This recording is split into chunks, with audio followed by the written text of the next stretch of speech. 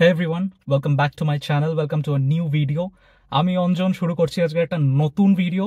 আমি এখন আছি কলকাতাতে, তাই গাড়ির মধ্যে থেকেই আজ ভিডিওটা শুরু করছি। কারণ কি আজকের আমি যাচ্ছি আমার জীবনের প্রথম লং ড্রাইভে মা বাবার সাথে। তো চলো এখন গাড়ি স্টার্ট করব, এখনই বেরোচ্ছি বাড়ি থেকে। চলো কোথায় যাচ্ছি তারপর বলবো। নিজে গাড়ি চালিয়ে লং ড্রাইভে যাওয়ার অনেক দিনের ইচ্ছাটা আজ পূরণ করলাম।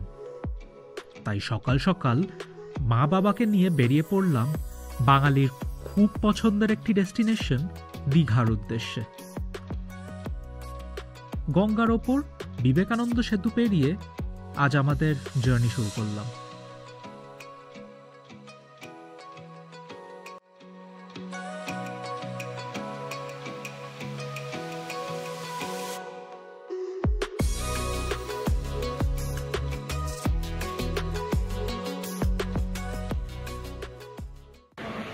এটা ঠাকুরনগর বলে একটা জায়গা, ওই চায়ের দোকানটা থেকে আমরা চা খেলাম। এদিকে সোজা আমরা যাচ্ছি দীঘা। এখনো দীঘা যেতে 60-65 কিলোমিটার মতন না বললো দোকানটা, 50 বললো। আর তো মন্দারমণি 50। ও আচ্ছা আচ্ছা, 65 কিলোমিটার দীঘা। আমরা যাচ্ছি, বাইরে 40 ডিগ্রি গরম। আশা করছি দীঘায় ভালো টেম্পারেচার থাকবে, মানে সমুদ্রের হাওয়া টাওয়া থাকবে। তো চলো যাই। বাবু সুন্দর করে চালিয়ে নিয়ে এসছে প্রথম লং ড্রাইভ। প্রথম লং ড্রাইভ আমাদের, প্রথম লং ড্রাইভ দীঘাতে। এখনো 1.5 ঘন্টার মতন জার্নি, এখনো 1.5 ঘন্টা মতন যেতে হবে। তো চলো, আমাদের গাড়ি ভালোই পারফর্ম করেছে, ভালোভাবে চালিয়েছি।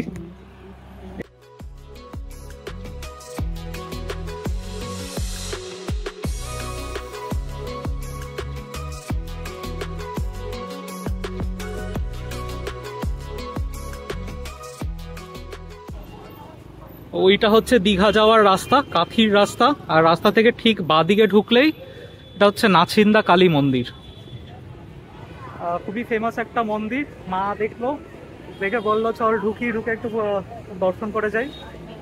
তো বেশ বেশ ফেমাস একটা মন্দির দেখছি। এখানে অনেক লোক আছে, ভেতরে বিয়েও হচ্ছে, ওখানে একটা বর বউ বিয়ে হচ্ছে এই এলাকায়। হ্যাঁ, এই এলাকায় খুব বিখ্যাত মন্দির, ফেমাস মন্দির খুব।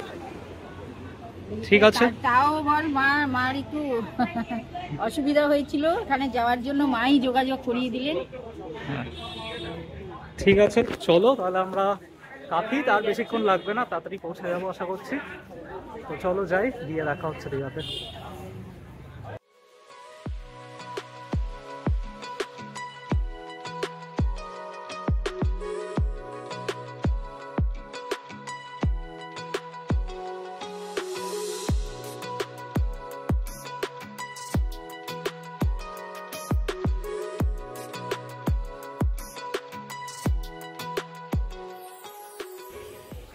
দীঘা ঢোকার সেই এন্ট্রেন্স, ফেমাস দীঘা গেট, তার সামনে পৌঁছে গেছি এখন। কিছুটা পরেই দীঘা, আর একটুখানি। তো বাইরে বিশাল গরম, তাও নামলাম এই গেটটা শুধু ছবি তোলার জন্য। প্রায় 42 ডিগ্রিস বাইরে, গরম, গা হাত পা পুড়ে যাচ্ছে। এবার যাই, চলো দীঘা পৌঁছে গেছি, লেটস গো।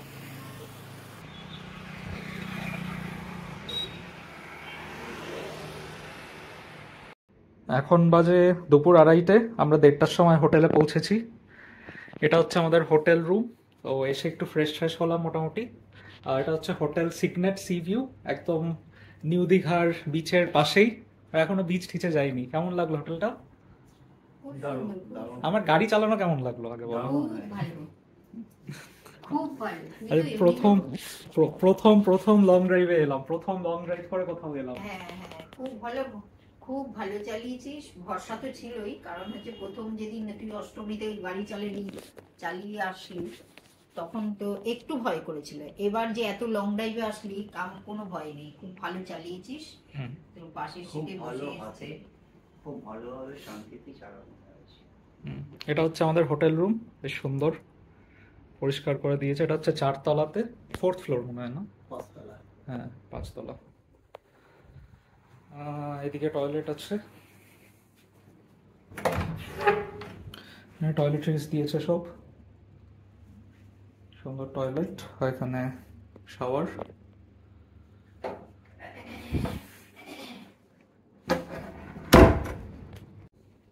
আর এদিকে একদম ব্যালকনি, ব্যালকনির বাইরেই ওই দিকটা হচ্ছে সমুদ্র, ডান দিকে ঢেউ সাগর, নিউ দীঘা বিচ। বেরোলে আরো ভালো দেখা যাবে। চাইলে ব্যালকনিতে বসাও যায়, বাইরে খুব গরম তাই বেরোচ্ছি না, ভেতরেই ঠিক আছে।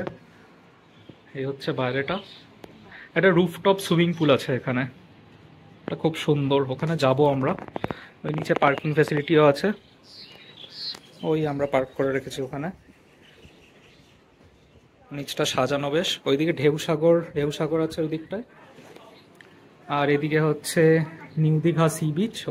ওই জায়গাটায় হচ্ছে নিউ দীঘা সি বিচের মেইন এরিয়াটা, আর এখান থেকে একটুখানি জাস্ট 2 মিনিট হেঁটে গেলেই সি বিচ। এই ঝাউবনটা পেরোলেই জাস্ট ওই দিকটাই সি বিচ। ছাদ থেকে খুব সুন্দর দেখা যায়, ছাদে যে সুইমিং পুল আছে সুইমিং পুল থেকে খুব সুন্দর দেখা যায়, একটা ইনফিনিটি পুল টাইপের আছে ছাদে।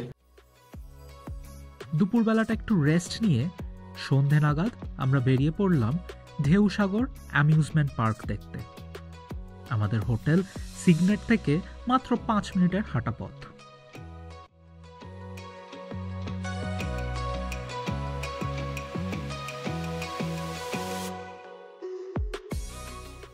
এখন সন্ধ্যেবেলা 8টা বাজে। 8টার সময় আমরা চলে এসেছি ঢেউসাগর অ্যামিউজমেন্ট পার্কে। আমাদের হোটেল থেকে জাস্ট 5 মিনিটেরই হাঁটা পথ। ঢেউসাগর অ্যামিউজমেন্ট পার্ক খুব সুন্দর পার্ক, এটা বাচ্চাদের জন্য অনেক সুন্দর সুন্দর খেলার জিনিস আছে, ইকো পার্কের মতন অনেকটা। একটা প্লে জোনও আছে বাচ্চাদের। তো আমরা তো এসে খুব টায়ার্ড হয়ে গেছিলাম, তাই জন্য লাঞ্চ করেই জাস্ট ঘুমিয়ে পড়েছিলাম। আর এই সন্ধ্যাবেলা একটু বেরিয়ে ঘুরছি। এখন এই সামনেই সি বিচ, এখানটায় সি বিচ আছে সামনের দিকে। এই জায়গাটা খুব সুন্দর করে করা, বেশ লাইট দিয়ে সুন্দর করে ডেকোরেট করা জায়গাটা। মাত্র 10 টাকা এন্ট্রি ফি দিয়ে ঢুকে সন্ধেবেলাটা কাটানোর জন্য খুবই ভালো একটি জায়গা এই ঢেউসাগর পার্ক।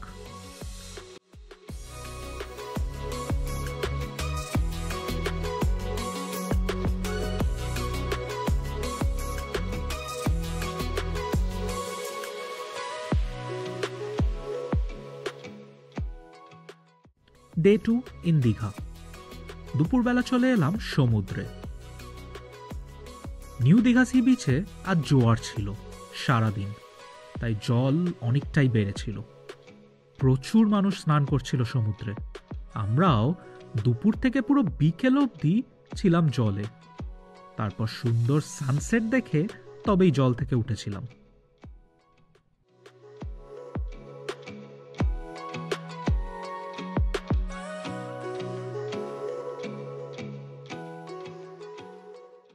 সন্ধ্যাবেলায় জাস্ট সমুদ্র থেকে চলে এলাম আমাদের হোটেলে। এখন হোটেলের ছাদে আছি, ছাদের রুফটপে একটা সুইমিং পুল আছে খুব সুন্দর, তো সেখানেই যাওয়ার জন্য উঠলাম আর কি আজকে। খুব সুন্দর, তোমাদের দেখাচ্ছি দাঁড়াও। এই হচ্ছে ছাদটা পুরো, ওই দিক থেকে এলাম আমরা। ওইখানে লিফট আছে, আর এটা ছোট ছাদ, এর ওপরে হচ্ছে গিয়ে সুইমিং পুল।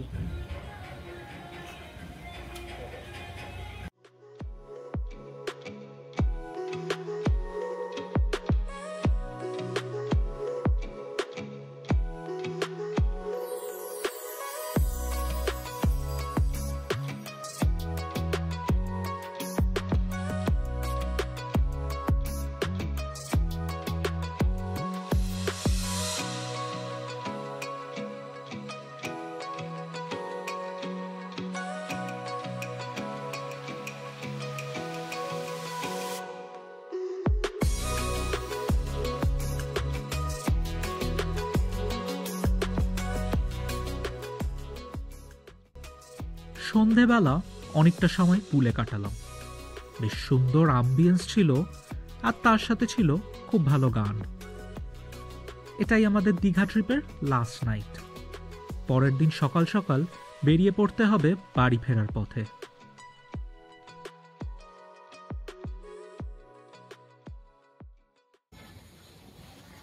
আমাদের দীঘা ট্রিপ শেষ, আজকে বাড়ি যাওয়ার পালা। এখন বাড়ি যাচ্ছি।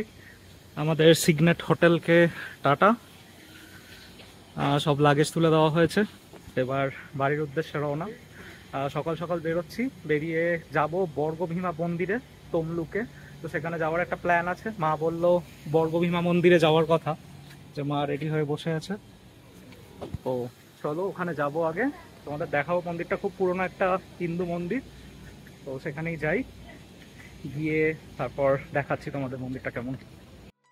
দীঘা থেকে ফেরার পথে NH 116 ধরে এলে প্রথমে পড়বে নন্দকুমার আইল্যান্ড, সেখান থেকে বাঁ দিকে ফার্স্ট এক্সিট নিয়ে আরও প্রায় 15 কিলোমিটার গিয়ে পৌঁছে গেলাম তমলুকের মা বর্গভীমা মন্দিরে।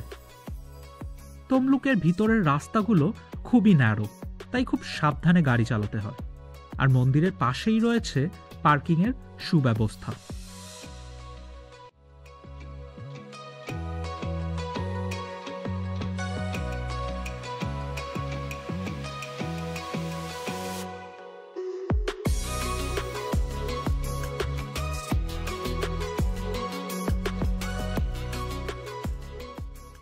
একান্ন সতীপীঠের অন্যতম তমলুকের এই মা বর্গভীমা মন্দির।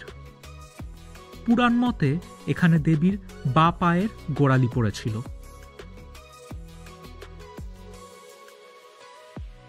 বৌদ্ধ তন্ত্রেও উল্লেখ আছে এই মন্দিরের।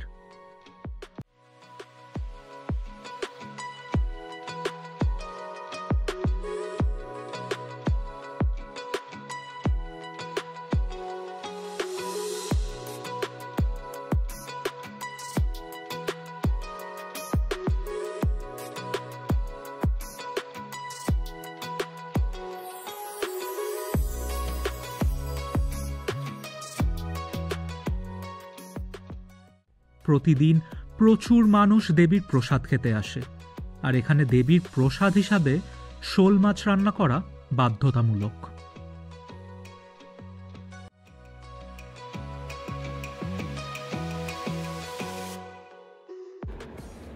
সো মন্দির থেকে এখন দুপুরবেলা লাঞ্চ করতে চলে এলাম 6 বালিগঞ্জ প্লেসে, একদম হাইওয়ের অপোজিট। এটা কোলাঘাটের হাইওয়ে, একটা পেট্রোল পাম্প আছে, পেট্রোল পাম্পের ঠিক অপোজিটেই 6 বালিগঞ্জ প্লেস। জাস্ট গুগলে দেখলাম, দেখে এলাম। একটা ভ্লগও দেখেছিলাম, দেখে ভালো লেগেছিল দোকানটা, তাই জন্য এলাম। কলকাতা 6 বালিগঞ্জ প্লেসে খেয়েছি, এখানকারটা খাবো, দেখি কেমন লাগে, তোমাদেরও দেখাচ্ছি। একদম বাঙালি খাবার, পোলাও, মাংস আর মাছ অর্ডার করলাম। এন্ট্রান্সটা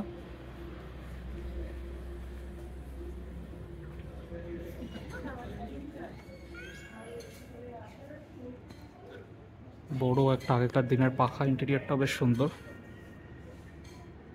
এদিকে একটা সেকশন আছে, আমরা এদিকে বসছি।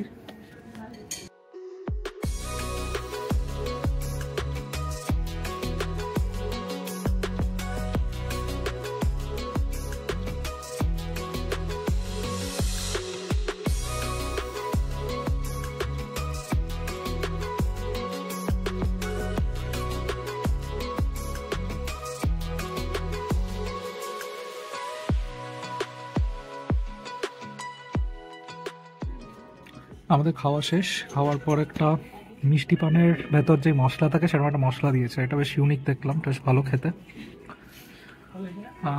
মা, খাবার কেমন লাগলো? আমরা নিয়েছিলাম দই কাতলা, দই কাতলা তো কি জানো, পাবদা ঝাল নিয়েছিলাম, আর দই চিকেন নিয়েছিলাম। তো দই তো ওটা আমি খেয়েছি, আমি মাছ খাই না যেহেতু চিকেন খেয়েছি, তো বেশ ভালোই খাবার লাগলো মোটামুটি। তারপরে ভিডিওটা বেশি, হ্যাঁ বাসন্তী পোলাও এর সাথে। আর হ্যাঁ, লাস্টে একটা আমপান্নার শরবত নিয়েছিলাম, যেটা শেষ দেখাতে ভুলে গেছি, একটা আম পোড়ার শরবত। তো আজকের ভিডিওটা বাড়াচ্ছি না, ভিডিওটা এমনি রাখছি।